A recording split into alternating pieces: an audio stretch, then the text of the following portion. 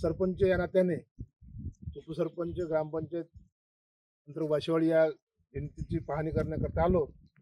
अतिशय दैनावस्थेमध्ये ही भिंत दबलेली आहे.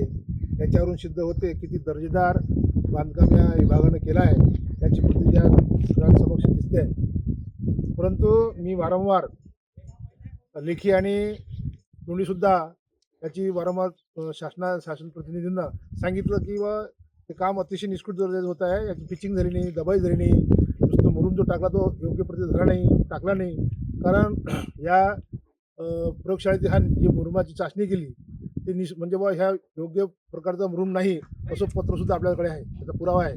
परंतु काही दिवसांत त्याच खदांचा हा मुरुम वापरला गेला आणि आज या ठिकाणी त्याचं सत्य समोर येत आहे. म्हणून मी संबंधित आपल्या महाराष्ट्र राज्याचे सचिव जलसंपदा विभागाचे दीपक कपूर साहेब यांना भेटून त्याच्यावर मार्ग काढू.